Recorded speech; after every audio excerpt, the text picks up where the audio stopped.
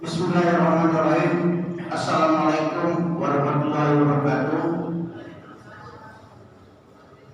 Alhamdulillahirrahmanirrahim. Assalatu wassalamu ala asyrofil anbiya'i wal mursalin wa ala alihi wa sahbihi ajma'in.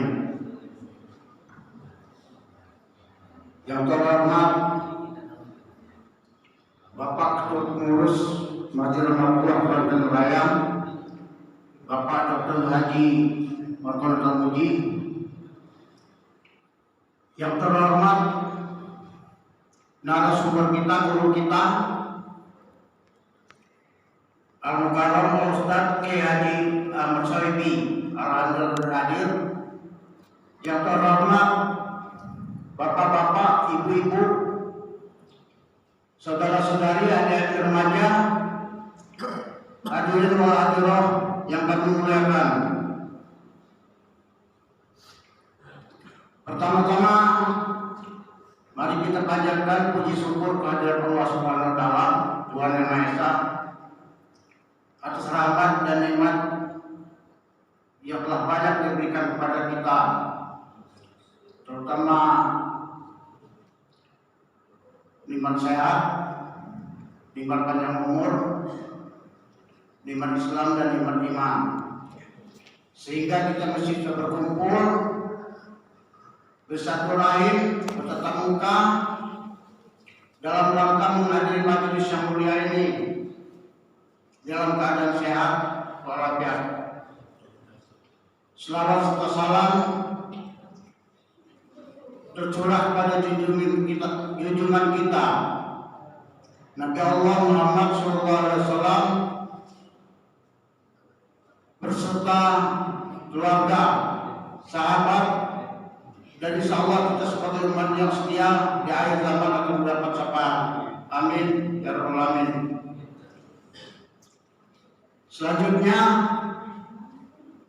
sebagaimana biasa, tertib acara kita adalah acara tunggal pengajian yang insya Allah sebentar lagi akan disampaikan oleh guru kita. Marilah kita simak dengan seksama untuk kita jadikan pedoman dalam kita beribadah sehari-hari. Untuk mendapatkan barokah dan rahmat Allah SWT, marilah kita buka majelis kita ini dengan sama-sama baca lafaz basmalah. Bismillahirrahmanirrahim. Pada Bapak Kiai, waktu dan tempat kami persilakan.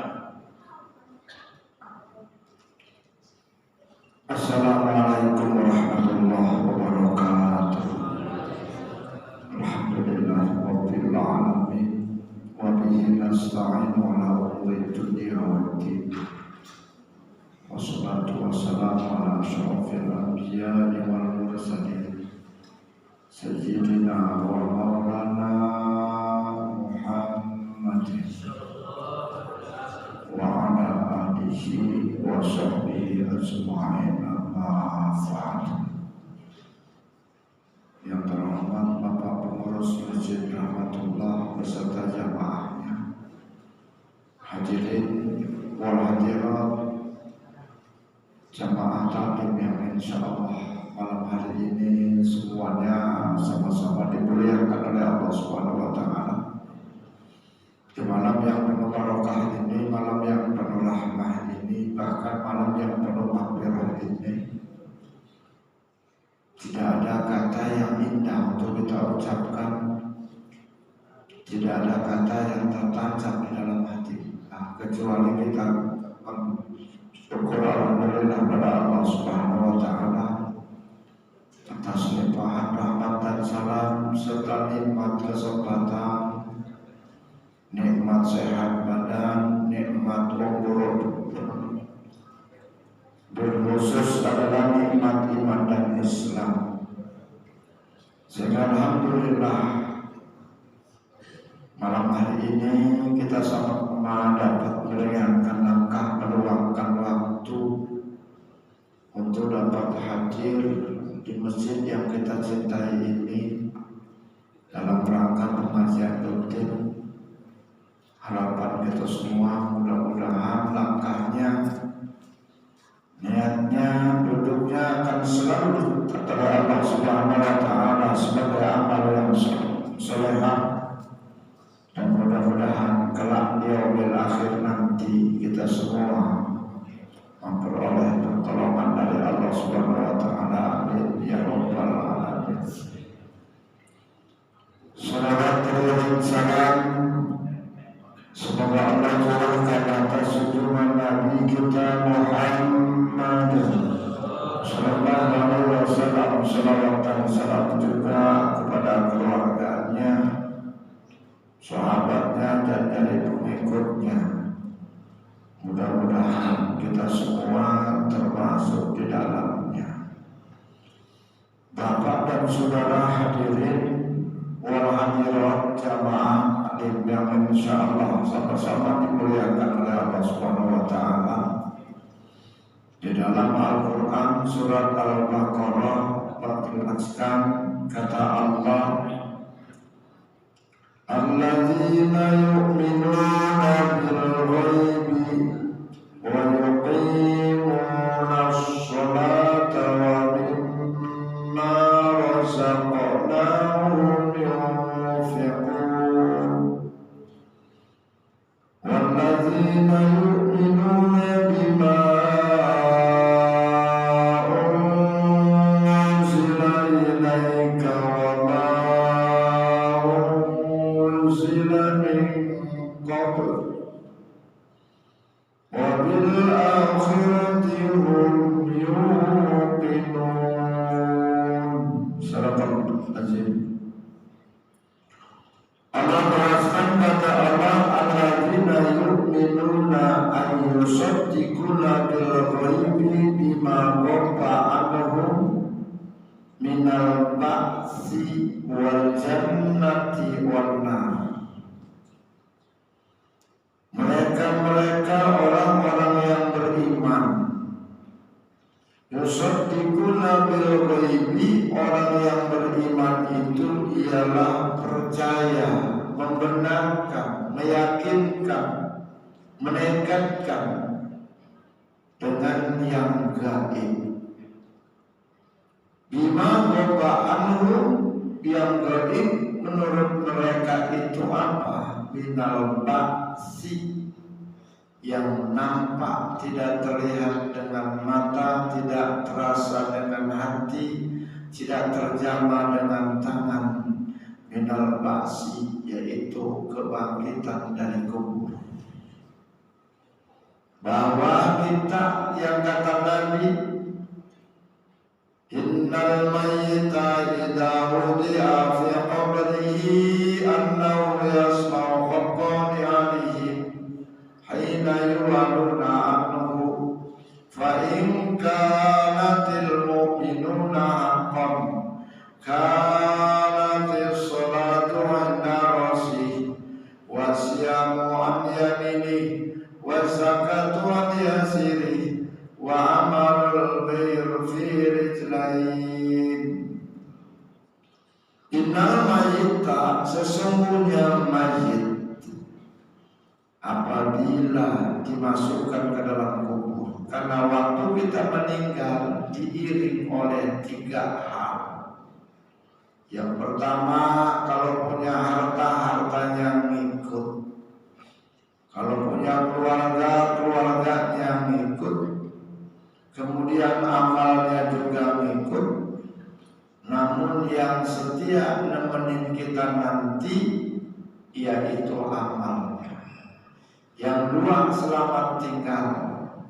Kata keluarganya, ayah mohon maaf ayah, ini anak dan keluarga cuma ngirim sampai di sini aja ayah, selamat tinggal ayah. Begitu juga hartanya yang dia ngirim ketika meninggal, mobilnya, motornya juga selamat tinggal sampai atas kuburan. Innal majita itu idawudia fi qabrihi, mayit itu apabila diletakkan dalam kubur, annahu yasma'u khaqqani alihim, kata Nabi, dia akan mendengar suara-suara orang di atas, termasuk suara yang mereka ngirim itu pulang masing-masing dia dengar. Fa in kanatil mu'minu lahaqqan, kalau yang meninggal ini adalah mukmin yang hak, mukmin yang punya amal baik, mukmin yang soleh dan soleha, kanati sholatu inda ra'sihi, maka amal sholatnya menunggu di arah kepalanya, amal puasanya di tangan kanannya, amal infak sedekah zakatnya di tangan kirinya, amal ngajinya, amal berjamaahnya, amal silaturahimnya, dia ada di dua kakinya. Gak lama dari situ Bapak Ibu, dua malaikat akan datang, yaitu malaikat Munkar wan Nakir. Yang satu malaikat itu bawa palunya dua. Nabi ditanya Rasul, palunya Munkar wan Nakir itu segede apa? Kata Nabi, kalau ada orang yang berhaji kumpul di tanah Arafah, kira-kira ada 2 juta orang bernaung di bawah palunya Munkar wan Nakir. Kalau ada panas enggak kepanasan, kalau ada hujan enggak kehujanan. Segede apa itu palu? Lalu yang pertama didatangin oleh dua malaikat itu apa? Kepala dulu. Jadi malaikat kian si untuk makan dasnya. Begitu mau disiksa yang kepala, apa kata amal sholatnya? Ya malaikat, gak sama berhubung menggibali. Mohon maaf malaikat, kamu gak bisa datang nyiksa ke arah sini. Silahkan kamu pergi malaikat. Diusir oleh amal sholatnya. Wong yang kitanya dulu gak pernah tinggalin sholat. Datang ke sebelah kanan, kata amal puasanya, ya malaikat, lesa berhubung menggibali. Maaf malaikat, kamu pun gak bisa datang menyiksa ke arah sini. Silahkan kamu pergi malaikat. Datang ke sebelah tangan kiri, kata amal kebajikannya, ya malaikat, lesa berhubung menggibali. Mohon maaf malaikat, kamu pun gak bisa datang menyiksa ke arah sini. Silahkan pergi malaikat. Terakhir malaikat datang ke arah kakinya. Apa kata amal ngajinya, amal jamaahnya, amal silaturahimnya? Ya malaikat, lesa madkhulun min qibali. Mohon maaf malaikat, kamu gak bisa datang ke arah sini malaikat. Silahkan kamu pergi malaikat. Akhirnya dua malaikat pergi ngadu sama Allah. Ya Allah, ada satu hamba begitu mau saya siksa, bahkan saya diusirnya ya Allah. Apa kata Allah? Biarkan itu hambaku yang sedang istirahat, jangan kamu ganggu. Inilah yang kata Nabi, al-mautu tufatul lil mu'minin, kematian itu sesungguhnya hadiah buat orang-orang yang beriman. Hadiah buat orang yang gak pernah tinggalin sholat. Kematian itu hadiah buat orang yang rajin puasa Ramadan.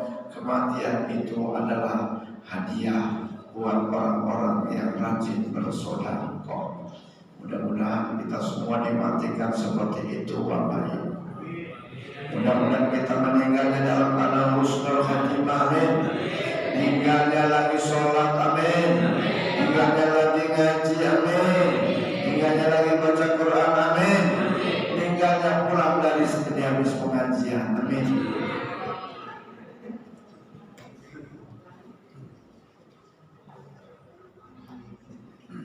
Ada yang tanya? Ada yang tanya bro? Bapak? Belum? Ya.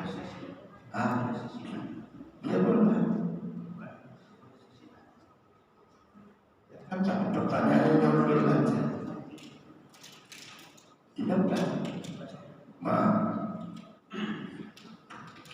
Assalamualaikum warahmatullahi wabarakatuh. Maaf, ini saya dapat amanah dari salah satu jemaah kita Dia mau bertanya dan mungkin kurang pede, jadi nyuruh saya membaca pertanyaannya. Assalamualaikum warahmatullahi wabarakatuh, Pak Ustadz. Pertanyaan saya satu, saya mau bertanya Pak Ustadz, bagaimana cara mendoakan anak agar rajin beribadah? Kedua, bagaimana caranya agar dalam beribadah bisa khusyuk? Ketiga, bagaimana caranya menghadapi istri yang suka cerewet? Kalau bisa minta doanya agar istri saya nurut. Terima kasih Pak Ustadz. Wassalamualaikum warahmatullahi wabarakatuh dari hamba Allah.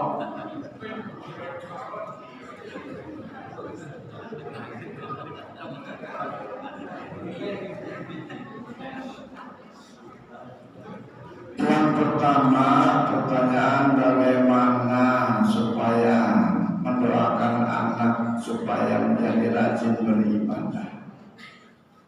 Yang pertama, kalau kita pengen punya anak yang soleh, bapaknya dulu soleh. Kalau ibu pengen punya anak yang soleha, ibunya dulu soleha. Yang bapaknya rajin ngaji, rajin ibadah, rajin ke masjid aja anaknya belum tentu, betul? Apalagi kalau nggak dikasih contoh sama anak. Oleh karena itu yang pertama itu rajin-rajinlah bapak ibunya itu ibadah kepada Allah. Kalau berani nyuruh anaknya, ayolah ngaji, ibu bapaknya juga ngaji. Ayolah sholat, ibu bapaknya juga sholat. Ini yang pertama. Yang kedua, kudu rajin bangun malam. Siapanya? Bapaknya. Ibu suka bangun malam, Bu? Oh, suka bangun malam kan? Suka bangun malam kan? Bangun sendiri apa dibangunin? Kalau udah bangun ngapain? Kalau buka habis bangun ngapain? Pipis, habis pipis tidur lagi. Jorok itu namanya. Habis pipis itu kencing dulu, baru habis pipis itu kalau dapat cebok dulu gitu. Karena Nabi itu pernah ditanya Rasul, waktu kapankah doa yang paling makbul itu? Nabi jawab, jawfal lailil akhir, yaitu doa tengah malam akhir. Jam berapa? Jam 2, jam 3 sampai jam 4. Doain anak kita supaya rajin beribadah, supaya jadi anak yang soleh. Allahumma ij'alna auladana wa dzurriyyatana wa talamidana min alimil khair wa la taj'alna wa iyyahum min alim thayyir wa la sya'ina kala kulli syai'in qadir. Allahumma ij'alna auladana wa dzurriyyatana ulama wal fuqaha wa la tusallib bil man bi rahmatika ya arhamar rahimin. Bahasa kita, ya Allah, jadikanlah anak-anak saya rajin ibadah ya Allah. Jadi anak yang soleh, anak yang taat kepada Allah dan Rasulnya, anak yang berbakti kepada kedua orang tuanya, anak yang berguna bagi bangsa agamanya, berguna di lingkungan masyarakatnya. Doain tengah malam akhir. Kayak mana pun pengen punya anak yang soleh, bapaknya ngorok terus. Kayak mana anak yang menjadi rajin ibadah kalau bapaknya nggak mau ibadah? Bapaknya yang rajin ibadah aja anak belum tentu. Betul? Yang kedua, bagaimana caranya anak dalam beribadah? Bagaimana caranya agar dalam beribadah itu khusyuk? Susah khusyuk ini. Kita cuma ngomong doang. Khusyuk ini susah dalam ibadah, karena mulai ketika kita sholat itu mulai bayang-bayang datang. Yang nggak ingat jadi ingat, yang jadi nggak kelihatan jadi kelihatan. Saya pernah hilang cincin, ketemunya lagi sholat. Tuh, ya. Jangankan kita, sahabat Nabi aja yang paling terkenal sholat khusyuk itu adalah Ali. Bahkan pernah ada sisa Panah itu lancip di punggungnya ketika mau diambil, jangan. Nanti ketika saya sujud, ambillah. Saking khusyuknya ahli itu, diambil itu sisa panah yang lancip itu nggak terasa. Tapi di suatu saat pernah dicoba sama Rasul. Kata Rasul, wahai sahabat-sahabatku, di antara kalian siapa yang bisa sholat 2 rakaat khusyuk? Kalau khusyuk ini sorban yang saya pakai akan saya kasih. Saya ya Rasul, kata Ali. Salat mutlak waktu itu. Silahkan. 1 rakaat dia khusyuk, 2 rakaat hampir selesai. Terlintas, terbayang. Wih, sorban itu kalau dipakai sama saya kayaknya pantas itu. Tuh, itu sekelas Ali, apalagi kita. Makanya kata Allah, qad aflahal mu'minun alladzina hum fi sholatihim khashi'un. Sungguh bahagialah orang-orang yang beriman itu. Ini namanya qad, yang ikut sama fi'il madhi namanya qad tahqiq, pasti. Pasti bahagia orang yang beriman itu. Orang yang beriman itu seperti apa? Alladzina hum fi sholatihim khashi'un. Mereka itu jika sholatnya khusyuk. Bagaimana sholatnya khusyuk? Sholat khusyuk itu ada 2 bagian. Ada khusyuk secara hakiki, ada khusyuk secara urfi. Kalau yang khusyuk secara hakiki itu bukan kelas kita, jujur aja. Itu kelasnya Nabi, itu kelasnya sahabat Nabi, kelasnya tabi'in. Mulai dari takbir sampai salam sedikit pun gak ingat dengan urusan dunia. Itu kelasnya Nabi. Kalau kelas kita mah cukup khusyuknya itu secara urfi, secara adat. Di mana letaknya khusyuk? Ketika sholat, Allahu Akbar. Ini tanamkan yang khusyuk.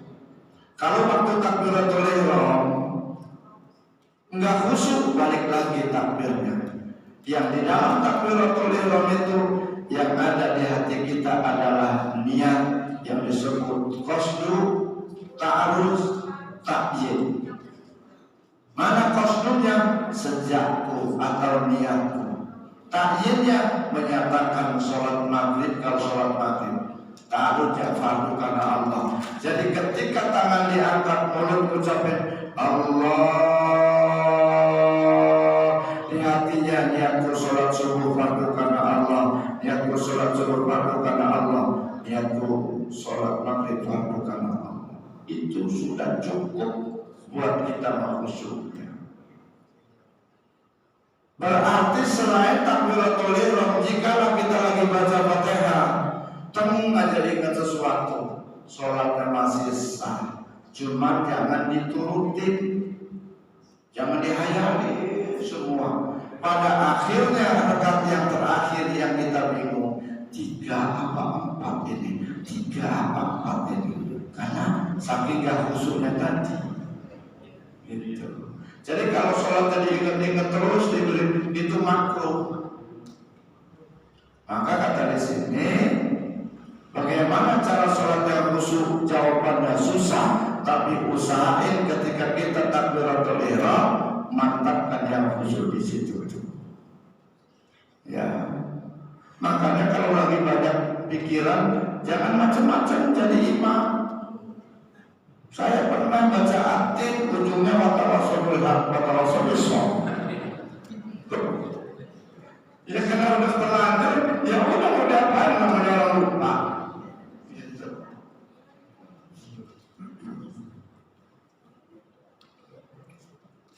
Yang ketiga, bagaimana cara menghadapi istri yang suka cerewet, bawel, cari lagi ada yang lain.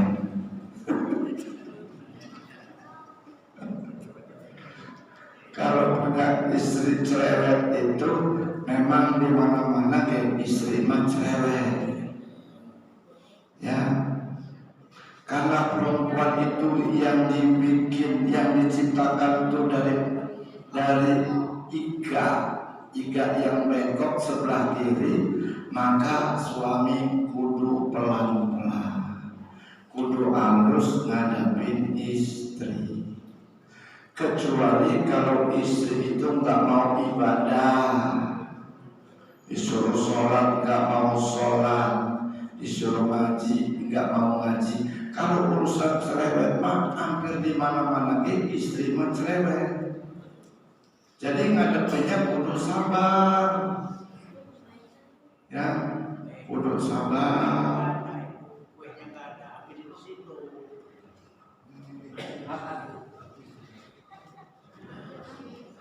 Ya, ngadepin istri yang cerewet mah kudu sabar. Karena di mana-mana udah takdirnya bahwa perempuan itu adalah cerewet.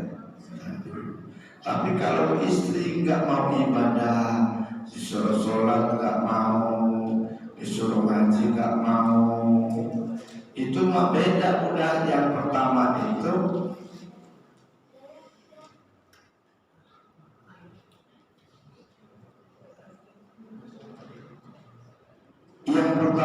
itu bisa ranjang, bisa ranjang.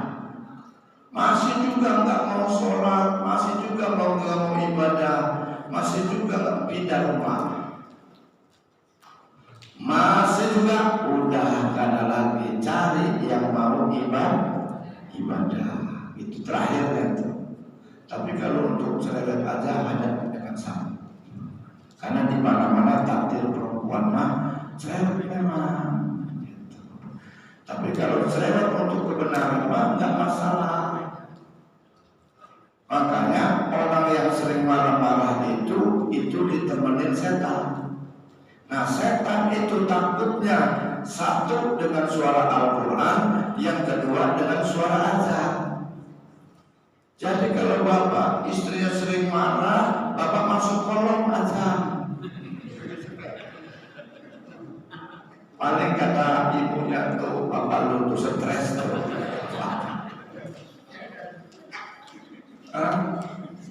Ibu juga begitu bu, kalau suaminya sering marah-marah jadi temenin sama setan, maka jangan dilawan marah lagi. Ibu azan, karena setan itu paling takut dengan suara azan. Makanya dikumandangkan suara azan di masjid, di musola, masjid musolanya kosong, karena pada takut dengan suara azan. Ya, ini jawabannya.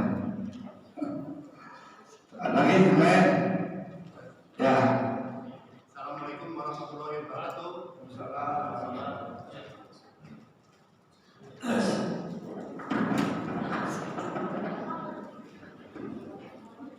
Perkenalkan, nama saya Makyani Ustaz. Pertanyaan saya mengenai pakaian sholat, terutamanya untuk sarung Ustaz. Karena saya lihat masih banyak yang ada merek di belakang. Bagaimana penjelasannya gitu Pak Ustaz? Terima kasih. Assalamualaikum warahmatullahi wabarakatuh. Merek ya. Pakai ini. Kalau bisa waktu sholat, sarung yang ada mereknya itu ditaruh, digulung di atas. Kenapa? Takut dibaca orang yang di belakang. Kalau orang yang di belakang itu gara-gara ngelihat sarung kita ada mereknya membuat dia agak khusyuk, maka itu jatuhnya makruh. Jatuhnya makruh. Apalagi sarungnya sarung BHS.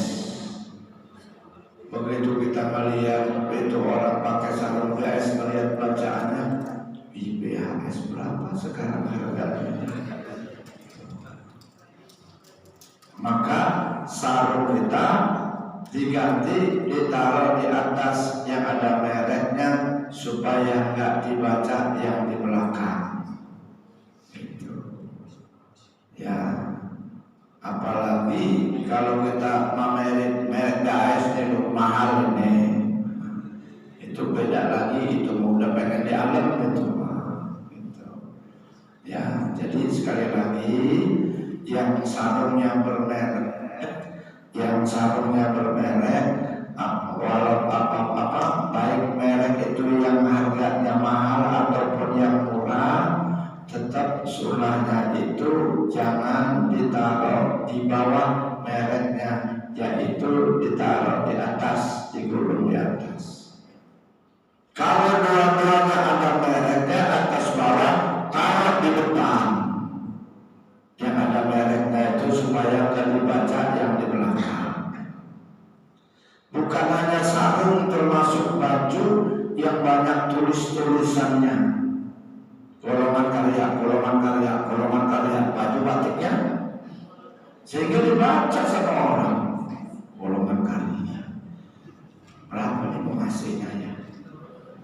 Nggak khusyuk orang jadinya. P3 bajunya itu. Kalau bisa baju yang banyak bacaan begitu jangan dipakai untuk sholat. Kalaupun dia sholat paling belakang supaya nggak ada yang membaca. Itu maka disunahkan pakai baju itu terserah mau warna apa aja, yang penting jangan banyak baca-bacaan. Yang pakai kaos Maradona jangan di depan, di belakang. Nanti malam ada sepak bola di Indonesia menang ya 4-0 kalah. Ya, benar sampai diliburin gara-gara sepak bola. Ya udah jam-jam udah berisya itu Pak Ustaz, ini jamaah ngajak libur malam hari ini, libur dulu pengajiannya. Tuh kalah bisa 4-0 mampus kata saya. Ya, jangan dipakai yang begitu untuk sholat di depan, sholatnya di belakang, biar nggak dibaca semua orang. Jadi sekali lagi, sarung yang bermerek, kalau cuma mereknya di bawah aja, ganti taruh di atas. Kalau dua-duanya bermerek, maka taruh di depan, bacaannya itu di samping. Itu supaya yang di belakang sholatnya khusyuk. Gitu. Yang lain masih ada.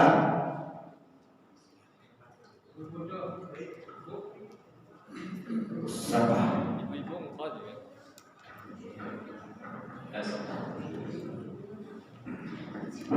Assalamualaikum Pak Ustaz. Terima kasih. Saya ingin bertanya yang pertama tentang adab seorang makmum dalam menghadapi imam yang lupa jumlah rakaatnya. Karena beberapa waktu yang lalu itu ada yang mendirikan jamaah baru, diulang lagi sholatnya. Apakah adab seperti itu memang ada contohnya atau kita cukup sujud sahwi? Itu yang pertama Pak Ustaz. Karena kita mengalami seperti itu dan beberapa jamaah itu saling berdebat. Apakah adab seperti itu dibenarkan? Adab seorang makmum. Yang kedua, menyikapi masalah khusyuk tadi. Bahasa Arab kan memang bukan bahasa pertiwi kita. Jadi kalau di dalam Al-Quran kan atau sabda Nabi kalau dibacakan suatu ayat Quran kalamullah, kita kan diwajibkan untuk mendengarkan.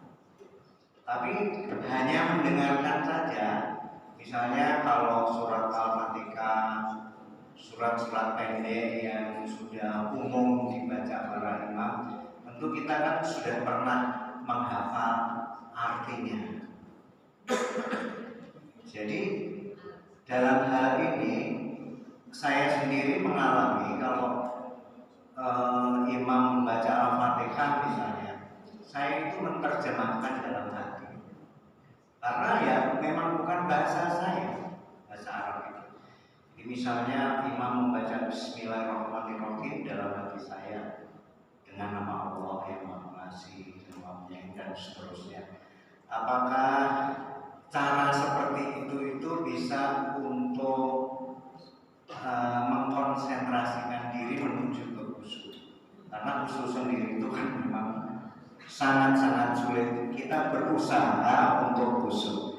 Terima kasih Pak Ustaz. Yang pertama, pertanyaan yang pertama, gimana kalau kita sholat imam itu lupa dalam rakaat? Apakah kurang ataupun lebih? Itu sikap makmum itu mengingatkan dengan bacaan subhanallah. Ya, kalau imam itu kurang, makmum gak perlu lagi membubarkan diri lalu sholat lagi. Jadi cukup makmum menambah, wajib jangan nggak ngikut sama imamnya, wajib. Jadi dia menambah sambil dia mengucapkan subhanallah. Kalau imamnya lebih, maka makmum juga mengucapin subhanallah, dan wajib nggak ngikut sama imam yang lebih. Makmum ketika tahiyat terakhir itu adalah cukup dia beratahiyat. Adapun sujud sahwi itu tergantung imam. Makmum itu nggak berhak sujud sahwi kalau imamnya nggak sujud sahwi. Tapi kalau imamnya sujud sahwi, makmum ikutlah sujud sahwi. Gitu. Jadi makmum nggak perlu ngebubarin diri lalu dia sholat lagi, itu jalurnya kurang lurus. Jadi cukup makmum itu yaitu nambah atau makmum nggak ngikut kalau imamnya lebih. Kalau imamnya lebih, makmum ngikut, buat imam nggak batal, tapi si makmum itu yang batal. Kenapa? Udah tahu imamnya lebih, tapi dia ngikut. Kalau imam itu nggak batalnya karena dasarnya dia lupa. Itu dasarnya lupa. Ya. Yang kedua, memang disunahin imam itu setelah dia baca Fatihah, ghairil maghdubi alaihim waladdallin, rabbighfirli, makmum baca amin. Imam diam. Diamnya imam ini bukan hanya diam tok, tapi imam boleh baca surat secara sir yang berdekatan sama yang mau dia baca. Kalau dia nanti baca surat Al-Kafirun, dia boleh secara sir baca surat Idza Jaa, atau dia baca Inna A'thaina secara sir. Atau dia baca sholawat, atau dia baca zikir. Supaya apa? Supaya ngasih kesempatan makmum untuk baca Fatihah. Setelah imam membaca Fatihah, lalu imam membaca surat Bismillahirrahmanirrahim. Qul ya ayyuhal kafirun. Makmum tinggal menyimak apa yang dibaca sama imam. Apa yang dibaca sama imam. Ini yang kata Allah, wa iza quri'al Qur'anu fastami'u lahu wa ansitu la'allakum turhamun. Apabila Quran itu dibaca, dengarkan, renungkan, kalau pengen dapat rahmat dari Allah. Lalu kalau imamnya itu panjang bacaannya, sehingga membuat makmum itu dia kurang khusyuk, makmum juga boleh baca surat yang lain supaya itu menjadi kekhusyuan. Itu secara sir baca surat yang lain. Yang enggak boleh itu ialah mengulang Fatihah, karena Fatihah itu rukun, nggak boleh dikurang dan nggak boleh ditambah. Itu urusan ngerti nggak ngerti bacaannya itu nggak paham, untuk menerjemahkan yang nggak bisa, itu kata Nabi bipamin au bi ghairi fahmin hasanatun. Quran itu dibaca, didengarkan, paham nggak paham maksudnya, ngerti nggak ngerti maksudnya, tetap Quran berpahala kalaupun dibaca. Jadi untuk menimbulkan sadar khusyuk tadi, boleh si makmum ini membaca surat lagi kalau imamnya panjang. Tapi kalau imamnya pendek, renungkan, dengarkan, renungkan yang dibaca sama imam. Lalu bagaimana mau imam khusus sholatnya? Kalau bagaimana mau khusus sholatnya kalau imamnya itu bacanya itu? Bismillahirrahmanirrahim. Bismillahirrahmanirrahim. Wa ta'izul yawma ayyuhal mujrimun Allah. Makmum baru dia kena butuh. Apakah boleh dia ikut rukuk? Tidak boleh. Kenapa? Dia bukan masbuk. Yang boleh ditanggung sama imam itu kalau sholatnya masbuk, itu baru ditanggung sama imam. Tapi kalau yang sholatnya muafiq, sholatnya bareng, itu nggak ada tanggungan baca-bacanya. Maka imam itu yang bijak, jangan ngebut-ngebut amat, jangan terlalu panjang amat. Surat maghrib bacanya surat yasin, selesai salam rukuk udah selesai berjamaahnya. Jadi yang kita mukur jamaahnya nih, jamaahnya sepuh-sepuh nih, jangan ngebut-ngebut amat, walaupun sholat tarawih.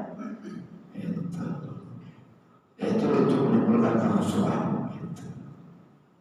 Ya, yang lain masih ada? Ya.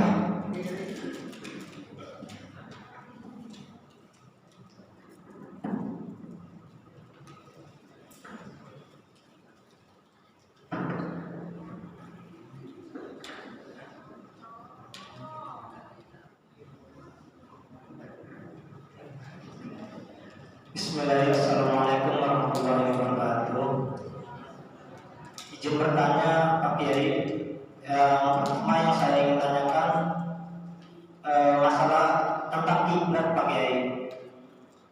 Misalkan kiblat itu arah ke 45 derajat, misalkan di suatu tempat.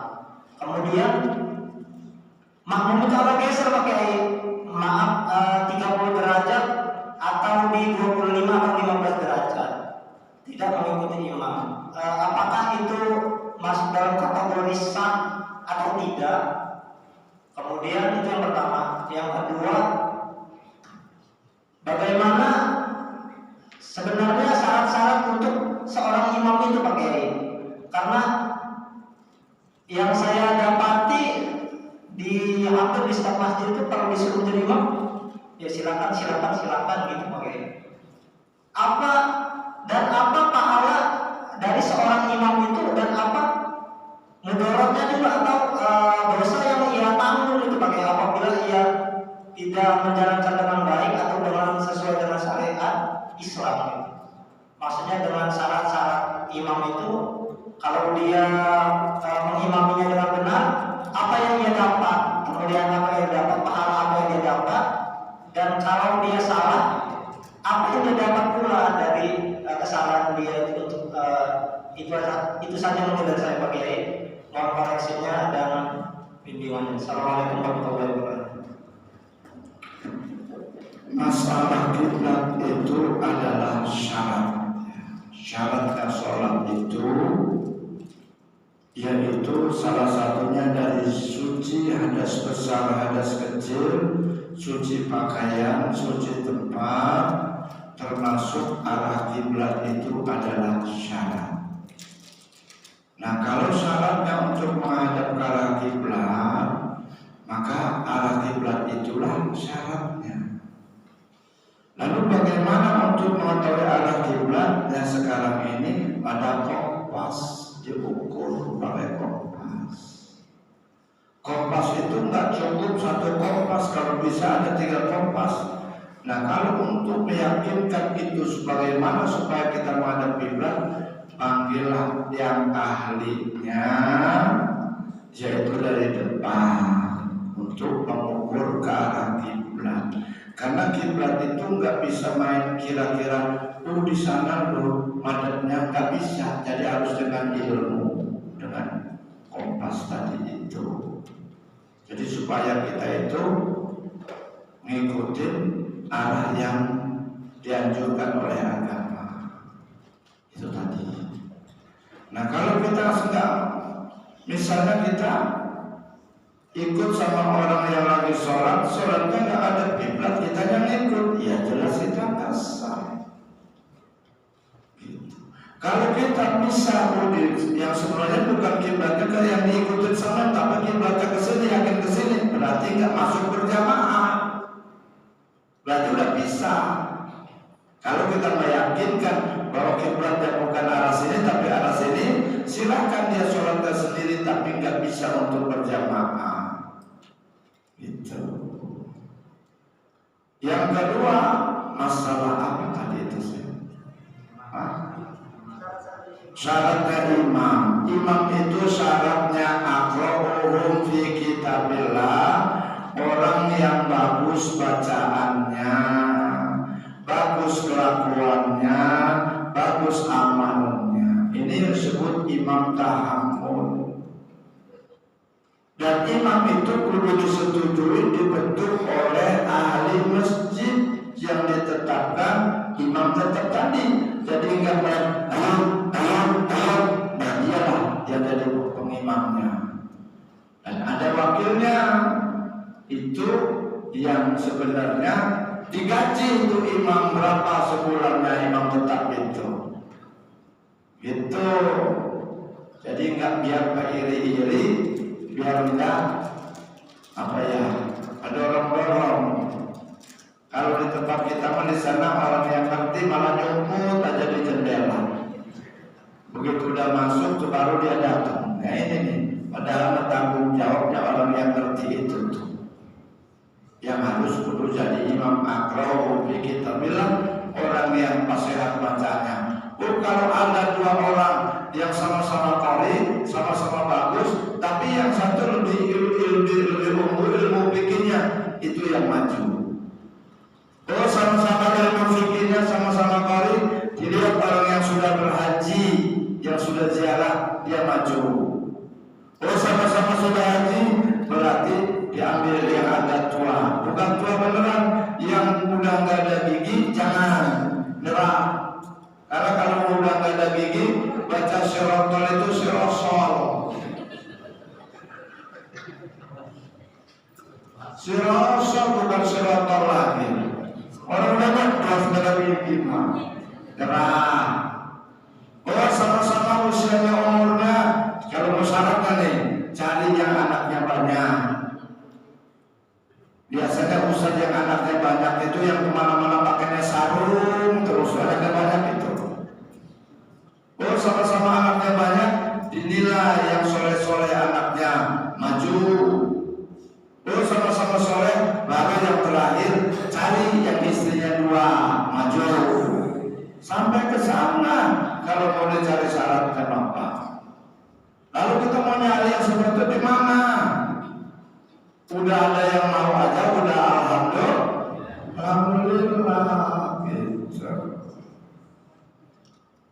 Bila perlu dipersiapkan 5 anak muda, panggilin qori yang benar-benar qori nasional, dilatih untuk jadi imam untuk pemuda-pemuda. Inilah jadi pengganti bakal yang tua. Yang tua dikala ada halangan anak muda, tuh kayak di Masjid Al-Yakin itu dididik 5 orang itu, 4 orang itu. Panggilin aja asli, dilatih dia selama 1 minggu supaya jadi dipersiapkan jadi imam. Nah ini dibiayai oleh masjid sendiri, gitu. Ya, siapa yang lain? Nah itu jawabannya ya. Kalau mau cari syarat-syaratnya imam itu sampai ke sana. Kuburan ditanya ahlinya, siapa yang udah haji ya? Siapa yang istrinya 2 ya? Kan banyak kan yang mau jadi imam. Tuh. Jadi kita mau udah saling gantian aja. Ya, saling gantian. Yang ini nggak sempat, yang ini ada. Yang ini ada. Jangan juga dikuasai sendiri aja, kasih kesempatan yang lain. Kan dulu ada dulu mah. Gak sah yang lain kalau bukan saya. Anak muda kan dikasih kesempatan. Namanya juga imam, tetap juga manusia ada kalanya sakit. Begitu sakit gak ada imam. Jika pemuda mau sholat isya gak jadi sholat, nyuruh ini gak mau, nyuruh ini gak mau. Lagi pendorong-dorong ente datang, alhamdulillah kata si Budi. Ente datang, ya teh imam teh. Kata ente, saya ini belum pernah jadi imam. Lagi kita hafal suratnya. Nah kan ada repot ya kayak gitu tuh. Itu. Jadi saling kita masalah ini adalah saling pengertian aja. Ya. Itu. Yang lain masih ada. Ibu, ada yang nanya Bu?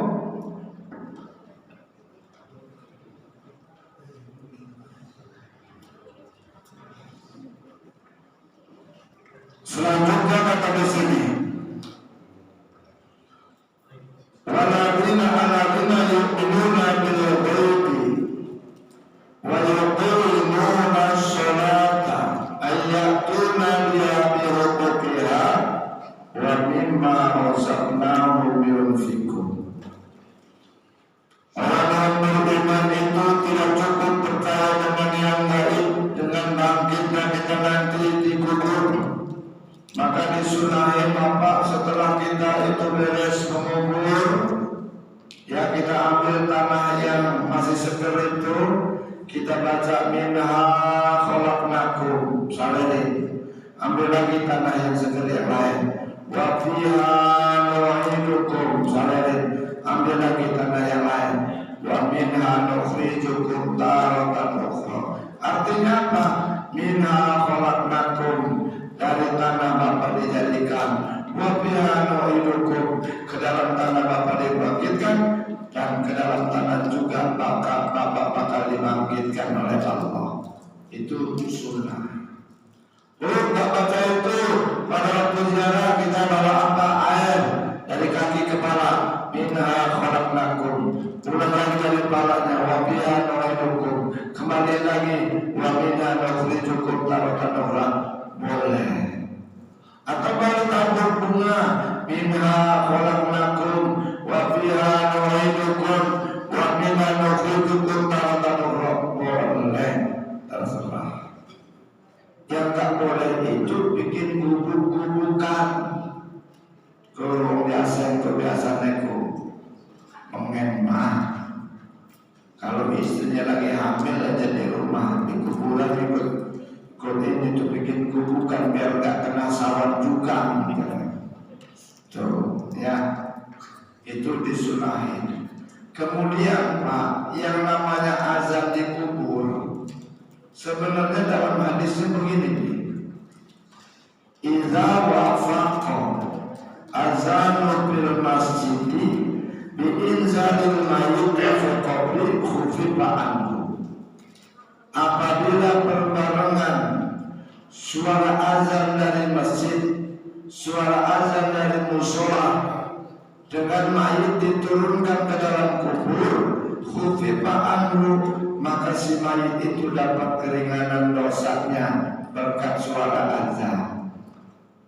Jadi bagaimana kalau misalnya ini jenazah mayit dibawa sampai di pemakaman jam 11? Apakah nunggu nanti masuknya, nunggu bareng suara dari masjid? Gak perlu.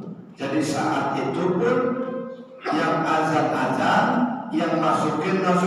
Jadi saat dimasukkan ke dalam kubur, yang azan-azan dari atas kuburan. Cari yang tukang azannya itu yang suaranya bagus, yang suaranya melengking. Jadi bareng dengan diturunkan mayit ke dalam kubur. Tapi kita pada umumnya mayatnya sudah tergeletak, betul? Kenapa betul? Hah?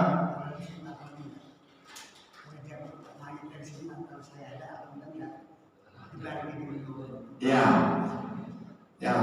Lalu yang sudah tergeletak itu diazani komatin salah nggak? Nggak salah. Itu ngambil dari kias bahwa kita juga dulu baru lahir diazani telinga kanan, dikomatin telinga kiri. Maka kita akhir dari dunia ini diazanin dan dikomatin. Itu namanya kias. Kias itu kan ada Quran, hadis, ijma, kias. Kalau Quran dari Allah, hadis dari Nabi, ijma dari sahabat, kias dari ulama. Nah sekarang kuat mana ulama sama hadis?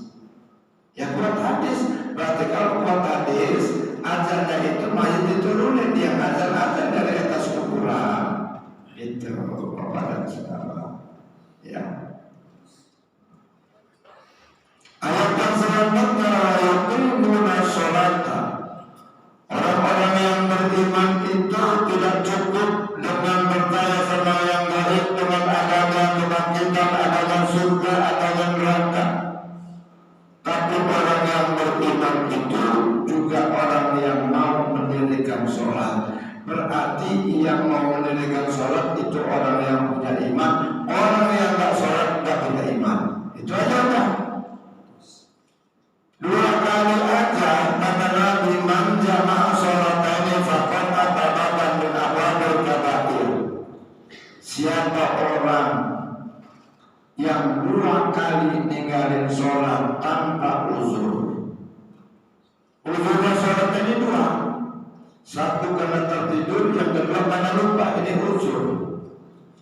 Bukan berarti uzurnya sholat ini kayak uzurnya bapak gak kerja, bukan. Kalau bapak uzur gak kerja, gak kerja beneran. Tapi kalau uzurnya sholat ini tetap ada kodo. Ada kodo. Orang yang punya utang sholat subuh belum dikodoin, itu nggak sah sholat sunnahnya, nggak sah sholat jenazahnya. Misal ada tetangga yang meninggal, kita tadi pagi itu kesiangan, belum kodoin sholat subuh, itu nggak boleh ikut jenazahnya. Kita belum sholat subuh, Idul Fitri itu nggak boleh sholat Idul Fitrinya. Sholat Idul Fitrinya haram, sholat Idul Adhanya haram kalau dia nggak sholat subuh. Kira-kira ada nggak yang nggak sholat subuh tapi sholat lebaran? Ada nggak Bu? Kira-kira ada nggak? Dia nggak sholat subuh tapi sholat Idul Fitri. Haram sholat Idul Fitrinya. Jadi bagaimana supaya haram? Kodorin dulu. Begitu dia masuk masjid, orang-orang berbondong di bawah sholat Idul Fitri, kodor dulu. Jangan sholat sunnahnya nggak boleh, karena dia masih punya utang sholat apa dan sebagainya. Ini uzurnya sholat. Gitu. Ya ada 2 tadi. Karena sholat itu ada sholat adaan, ada sholat kodoan, ada sholat iadatan. Mana yang sholat adaan? Yang tadi kita sholat maghrib berjamaah, yang tadi kita sholat isya, itu adaan. Makanya usolli fardhu maghribi salasa raka'atin mustaqbil qiblati. Adaan tuh, adaan imaman, adaan makmuman nilai dalam Allahu Akbar, adaan itu kontan, nggak utang. Kalau kodoan itu utang, bayar utang. Ada yang iadatan itu mengulang. Misal bapak di pesawat, mau sholat zuhur atau sholat asar, atau sholat isya atau sholat subuh atau sholat maghrib, mau berwudu nggak boleh pakai air, mau tayamum nggak ada debu. Dari mana debunya? Steril kayak gitu bersih. Karena kata Imam Syafi'i, kalau kita tayamum pakai debu, debu itu harus nyata, harus kelihatan. Bisa di tembok ada agak merah di tembok ini, itu debu. Udah kita sholat aja di situ. Walaupun tambah wudhu, walaupun tambah tayammum, kita sholat aja. Itu namanya faktu taulen. Artinya mau wudhu nggak ada air, mau tayammum nggak ada debu, wudhu sholat aja di situ. Nanti begitu pesawat itu berhenti, jam berapa jam berhentinya, kita ketemu air, wudhu, pulang sholatnya yang tadi di pesawat nggak sempurna itu. Itu namanya diadam. Kalau zuhur misalnya, usolli fajr zuhri arba rakaat, mustaqbilal qiblati diadatan lillahi ta'ala. Allahu Akbar. Ini mengulang sholat diadam. Sama kayak bapak sholat Jumat. Kalau Jumat itu nggak nyampe 40 orang, misalnya cuma 30 orang, diadamnya wajib. Artinya setelah sholat Jumat itu komat langsung sholat zuhur. Ini namanya mengiadah sholat, mengulang sholat karena sholatnya tidak sempurna, maka pakai iadah.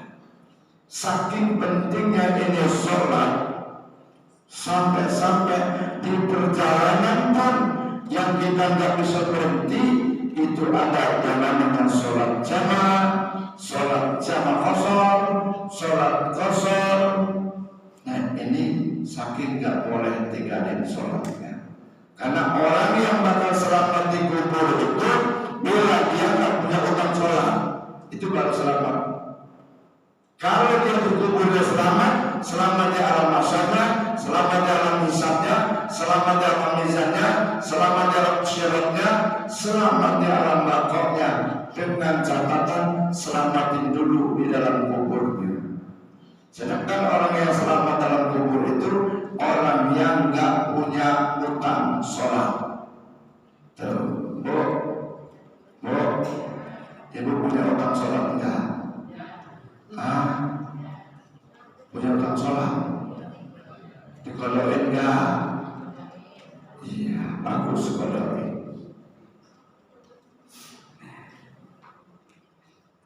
Masih ada yang tanya? Bapak Ibu, itu Ibu ada yang tanya.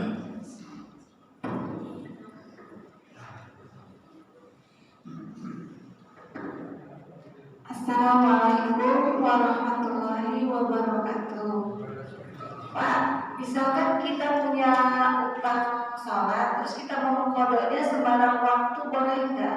Misalkan kita punya utang sholat maghrib, terus kita mengkodoknya pas sholat isya, atau kita mengkodoknya sehabis sholat duha. Apakah itu diperbolehkan? Assalamualaikum warahmatullahi wabarakatuh. Waktu sholat yang diharamin itu ada 5. 1 sesudah subuh, 2 sesudah asar, 3 waktu istiwa matahari di atas kepala kecuali hari Jumat, 4 pas munculnya matahari itulah sholat. Yang kelimanya terbenam matahari di waktu mega yang merah itu, kecuali sholat sebab mutaqaddim. 1 sholat jenazah, ini namanya sholat sebab. Kenapa ada sholat jenazah? Sebabnya didahului oleh kematian. Kalau nggak ada yang mati, nggak ada sholat jenazah.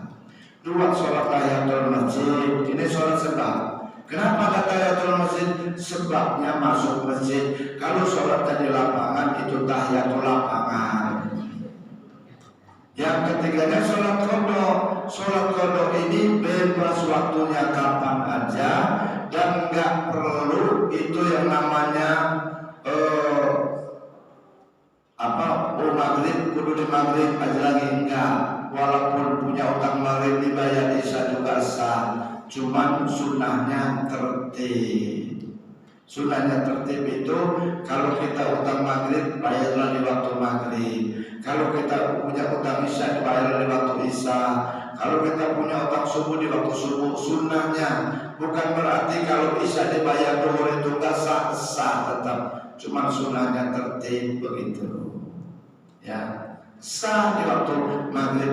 Cuma yang kedua juga, kalau bisa usahain bayar qada itu sebelum sholat adaan. Jadi sebelum maghrib kita sholat qada dulu, sebelum isya qada dulu, sebelum zuhur qada dulu, sebelum subuh qada dulu. Itu yang afdol. Bukan berarti kalau di waktu udah sholat nggak sah, tetap sah. Cuma cari keabdolannya, sunatnya qada itu tertib. Yang kedua sebelum sholat adaan. Gitu. Paham ya Bu ya? Yang lain masih ada. Nah ini Bapak dan Saudara, saking pentingnya urusan sholat ini. Cuma kalau kita mau ngejamak, nih kita mau berangkat ke Jakarta nih habis zuhur, kita nggak boleh ngejamak dari masjid ini sendiri, nggak boleh zuhur di sini. Sama aja sama asal, biar nanti di jalan nggak sholat, itu nggak boleh. Dari rumah itu nggak boleh. Jadi lewatin dulu satu kelurahan. Bapak nih, ini kelurahan apa nih? Tanjung Raya. Misalnya mau ke kalau bawa mobil sendiri ya, atau lewat sana, di sana ada masjid di Kota Baru, dan situ menjamaknya dari Kota Baru. Itu baru boleh. Namanya sholat jamaah itu sholat di perjalanan, jadi nggak boleh dikerjakan dari rumah. Paham Ibu? Paham apa? Wa mimma razaqnahum yunfikun. Kemudian yang seterusnya, orang yang beriman itu apa-apa yang Allah berikan rezeki, kita infakin lagi, kita sedekah lagi, kita zakatin lagi. Yang kata Nabi, mana kosomaluhu bisodakotin baliyasdat. Tidak pernah harta bapak ibu itu sedikit pun bakal dikurangin sama Allah.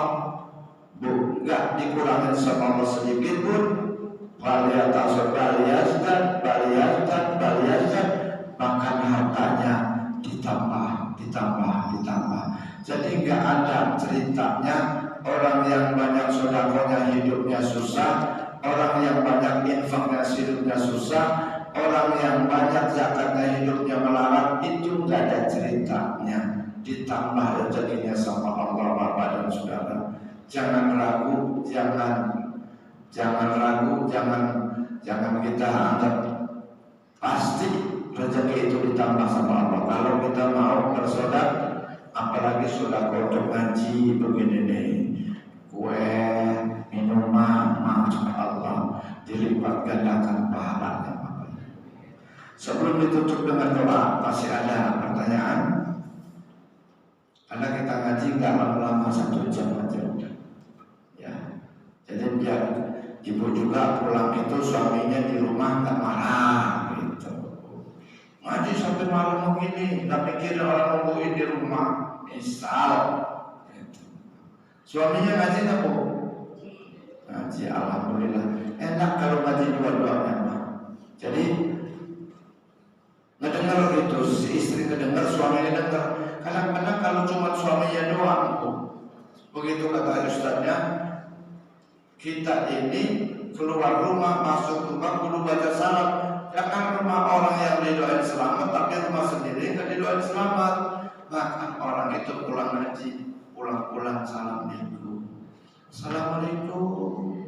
Kata istrinya, mana lagi nonton TV, aku buka di taman. Assalamualaikum. Ayo buka mah, nggak apa-apa aja.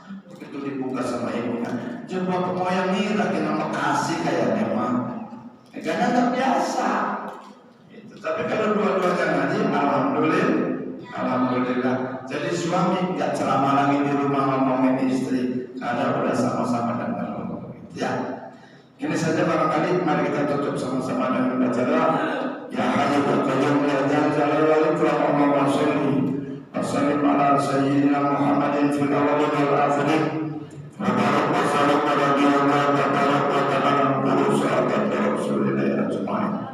Bismillahirrahmanirrahim. Allahumma inna nas'aluka ilman nafi'an wa rizqan wasi'an wa la tansuli'a wa amalan mutaqabbala رشدنا بالعلم وزينا بالحلم وأكرمنا بالتقوى وجملنا بالعافية اللهم نور قلوبنا يا الله بنور هدايتك كما نورت الأرض بنور شمسك برحمتك يا أرحم الراحمين اللهم اجعلنا أولادنا وذريتنا من أهل الخير ولا تجعلنا وإياهم من أهل الضير والشر إنك على كل شيء قدير اللهم اجعلنا أولادنا وذريتنا وتلاميذنا علماء وفقهاء ولا تسلط ظلما برحمتك يا أرحم الراحمين ربنا آتنا في الدنيا حسنة وفي الآخرة حسنة وقنا عذاب النار والحمد لله رب العالمين السلام عليكم ورحمة الله وبركاته. Alhamdulillah, demikianlah pengajian kita pada kesempatan ini. Semoga apa yang disampaikan oleh guru kita tadi dapat kita jadikan pedoman untuk beribadah sehari-hari kepada Allah Subhanahu wa Ta'ala. Saya selaku pembawa acara minta maaf kalau ada kata yang salah kepada Allah Subhanahu wa Ta'ala untuk mendapatkan barakah dan ridho dari Allah Subhanahu wa Ta'ala untuk majelis dengan salam membaca lafaz Alhamdulillahirabbil alamin. Assalamualaikum warahmatullahi wabarakatuh. Sampai ketemu bulan depan.